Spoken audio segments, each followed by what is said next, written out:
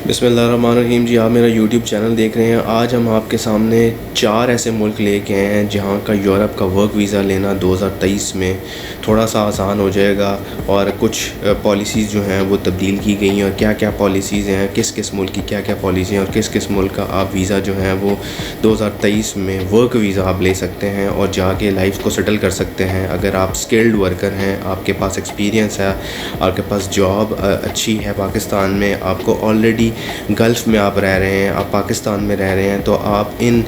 4 ममालिक से फ़ायदा उठा सकते हैं। माल्टा के बारे में तो आपको बेहतर तरीके से पता है कि माल्टा के ऊपर बहुत ज़्यादा डिस्कशन होती है कि माल्टा का वीज़ा जो है वो मिलना बहुत आसान है, माल्टा में पेपर्स बन जाते हैं। और पुर्तगाल और माल्टा के बारे में ये कहा जाता है कि रहने के लिए बहुत अच्छी जगह है और बहुत सारे जो स्पेशली लेबर तबका है वो माल्टा की तरफ ज़रूर रुख करता है और इसके पेपर जब बन जाते हैं तो आप शेंजन कंट्रीज़ की तरफ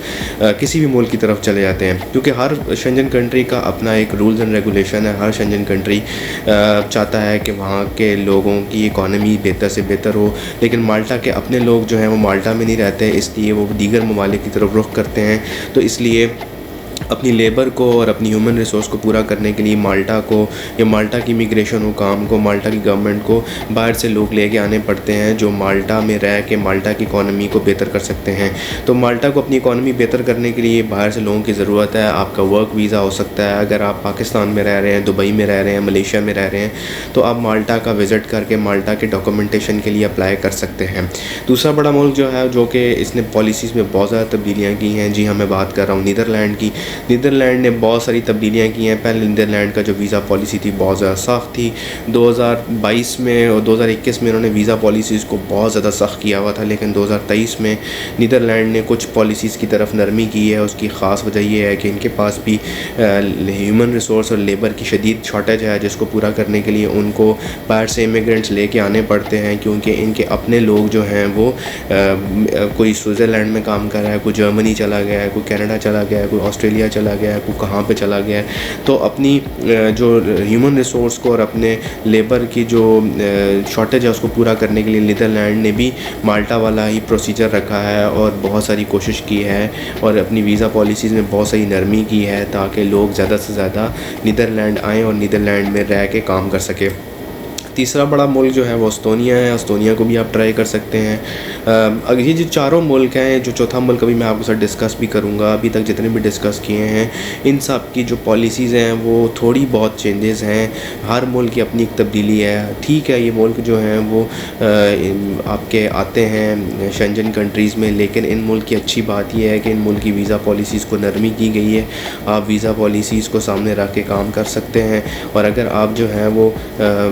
जाके अपनी ज़िंदगी को सेटल करना चाहते हैं और यूरोज़ में पैसा कमाना चाहते हैं और आपको कनाडा और ऑस्ट्रेलिया का वीज़ा नहीं मिल रहा, तो आप इन ममालिक की तरफ रुख कर सकते हैं, क्योंकि माल्टा हो गया, नीदरलैंड हो गया, एस्तोनिया हो गया, इन ममालिक की सबसे अच्छी बात यह है कि इन ममालिक अगर आपको वर्क वीज़ा मिल जाता है तो आपकी जो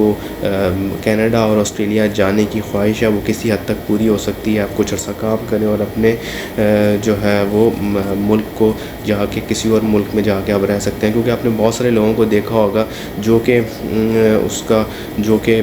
नीदरलैंड में या एस्तोनिया में या माल्टा में रहते हैं और उसके बाद जो है दूसरे ममालिक की तरफ रुख कर जाते हैं जो इंग्लिश कंट्रीज़ हैं। उसकी वजह यह है कि इन ममालिक में ज़बान का सबसे बड़ा मसला हो सकता है। आपको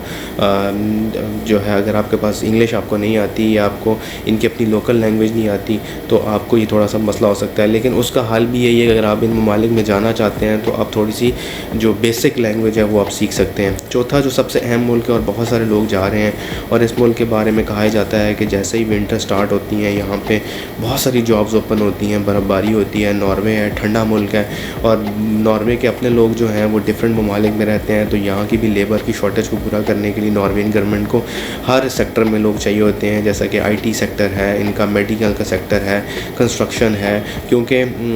इनके अपने लेबर्स जो हैं वो थोड़ा ज़्यादा चार्ज करते हैं। तो नॉर्वेन गवर्नमेंट ये चाहती है कि बाहर से लोग लेके आएँ, थोड़े से उनको सस्ते पड़ते हैं और डेफिनेटली उनकी इकॉनमी भी उनको रोल प्ले होता है। फिर जो पर्क्स एंड अलाउंसेस इनकी अपने नेशनल्स को देने पड़ते हैं वो बाकी लोगों को नहीं देते, तो जिसका फ़ायदा नॉर्वे की गवर्नमेंट को होता है। ये 4 मुल्क ऐसे हैं जिनमें अगर आप काम इनका वर्क वीज़ा लेते हैं और जाके काम करते हैं तो आपकी जो कनाडा और ऑस्ट्रेलिया जाने की ख्वाहिश है वो पूरी हो सकती है। लेकिन अगर आपके यहाँ पे पेपर्स बन जाते हैं तो आपको यहाँ पे इन ममालिक में आपकी सेटिंग बन जाती है, तो आई होप कि वो आपकी लाइफ चेंजिंग मोमेंट्स होंगे। बहुत शुक्रिया।